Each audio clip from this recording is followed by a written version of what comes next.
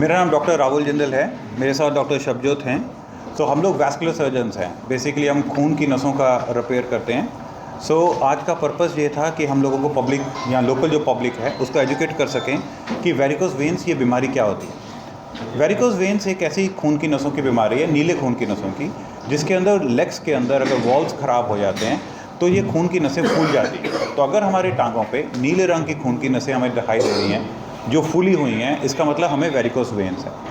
इसका डायग्नोसिस बहुत आसान है। आप खड़े होइए, अगर आपके टांगों में नीले रंग की खून की नसें आपको फूली हुई दिखाई दे रही हैं तो वेरिकोस वेन्स आपको बीमारी है। आप इसका अल्ट्रासाउंड कराइए लोकली, उससे हमें एग्जैक्टली पता लग जाता है कि कौन सा वॉल्व हमारी लेग्स के अंदर ख़राब है।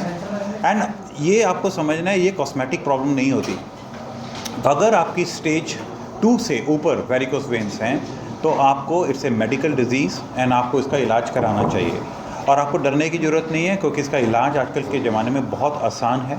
आजकल लेज़र से इसका इलाज होता है एंड बहुत साल हो गए हमें करते हुए laser. Is not a new technology, but still बहुत लोगों को पता नहीं है इसका इलाज लेज़र से हो सकता है। इसमें कोई कट वगैरह नहीं लगता, कोई स्टिचेस नहीं होते। लोकल एनेस्थीसिया में प्रोसीजर होता है, अराउंड 20 to 25 मिनट्स लगते हैं आप, और इसको प्रोसीजर करा के आप चल के घर जा सकते हैं। आपको हॉस्पिटल एडमिशन की ज़रूरत नहीं होती है। आप अपने रूटीन काम पे शाम से जा सकते हो। तो इसका प्रोसीजर के chances of complications are very very low. इस प्रोसीजर से आप अपनी कॉम्प्लिकेशंस बचा सकते हो, क्योंकि अगर हम वेरिकोस वेन्स का इलाज नहीं करते तो इसमें कॉम्प्लिकेशंस हो सकती हैं, जैसे क्लॉट बन जाता है, कईयों में फोड़े हो जाते हैं, कई पेशेंट्स में ब्लीडिंग हो जाती है। तो ये सब कॉम्प्लिकेशन से बचाने के लिए हमें वेरिकोस वेन्स का इलाज करना चाहिए।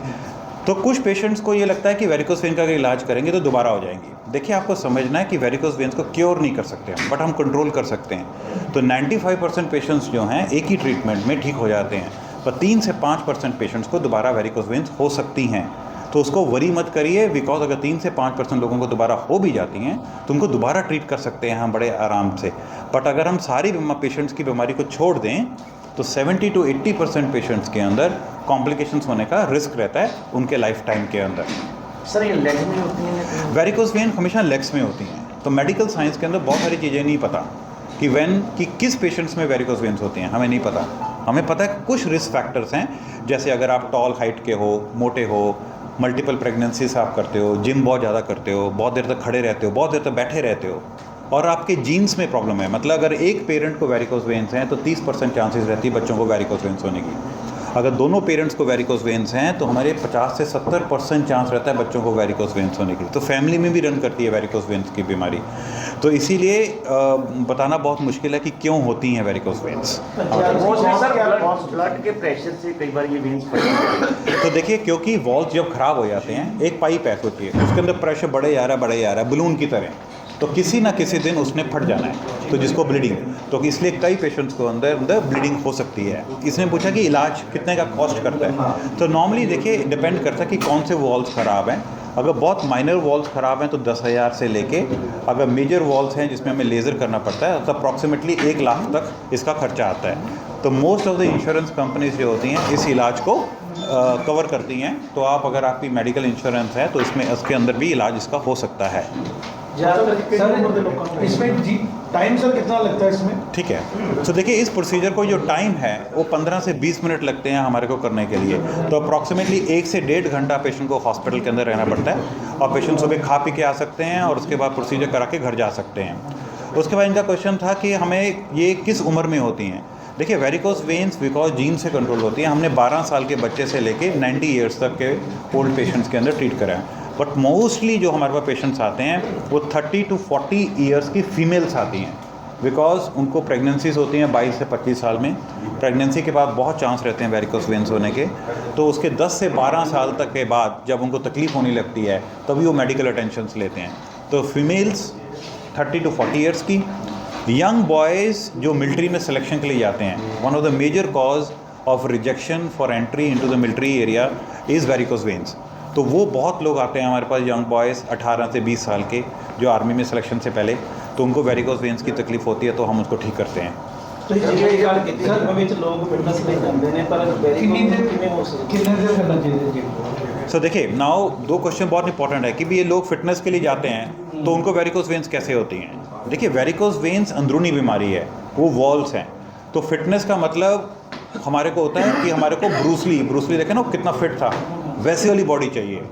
वो ऐसे मोटा मोटा हल्क जैसी बॉडी इज़ नॉट कि वो हेल्दी बॉडी है, क्योंकि आप आजकल लोग क्या करते हैं, इतनी मोटी मोटी डोले डोले बनाने की कोशिश करते हैं, स्टीरॉइड्स लेते हैं, बहुत सारी दवाइयाँ अलग से गलत बॉक्सेस का इस्तेमाल करते हैं, जो उनको नहीं करना चाहिए।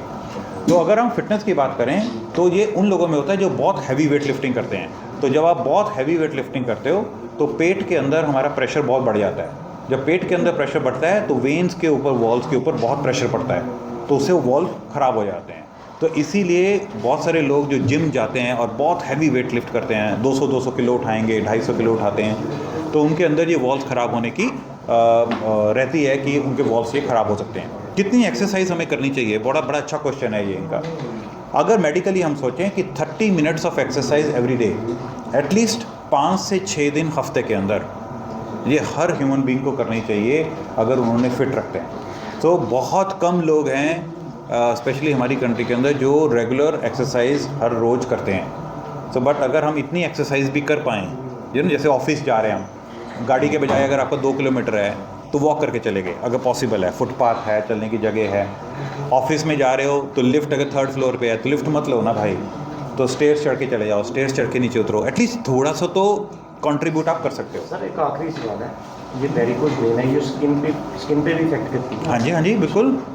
तो वेरिकोज वेन्स का मेन इफेक्ट स्किन पे होता है। देखिए वेन्स में क्या होता है, वेन्स स्किन के अंदर होती हैं, तो जैसे उसका प्रेशर बढ़ता है उसमें से कुछ सेल्स हैं प्रेशर के कारण, जिसको RBCs बोलते हैं, रेड ब्लड सेल्स, वो ब्लड से निकल जाते हैं बाहर, और निकल के अंदर स्किन पतली हो जाती है। स्किन नहीं पतली होती, स्किन के नीचे आके वो डिपॉजिट हो जाता है सारा गंद, एंड वो जब नीचे डिपॉजिट हो जाता है तो सबसे पहले वो स्वेट ग्लैंड्स को ख़राब करता है, हेयर फॉलिकल्स को ख़राब करता है। तो आपको क्या होता है, आपकी उस एरिया में चमड़ी से हेयर गायब हो जाते हैं, स्वेटिंग आना खराब चला जाता है, तो ड्राई हो जाती है स्किन। फिर भी हम नहीं ठीक करते तो फिर वो स्किन फट जाती है, जिसको अल्सर बोलते हैं, वीनस अल्सर। तो वेरिकोज वेन्स का मेन प्रॉब्लम ही स्किन की इशू है। ज़्यादातर सर्दियों में तो सर इसमें वेट कितना उठाना चाहिए, जैसे आपने बोला कि देखिए ऐसा कोई वेट मेजरमेंट नहीं कि कितना उठाना चाहिए।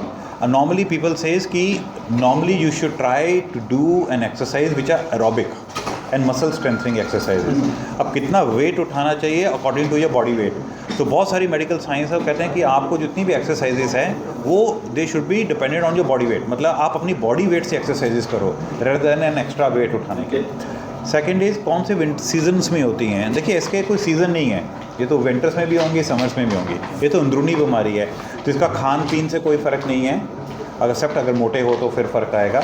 और इनका सीज़न से कोई फ़र्क नहीं है कि विंटर्स होनी है कि समर्स होनी है, तो उसमें बहुत ज़्यादा फ़र्क नहीं रहेगा हमारे को।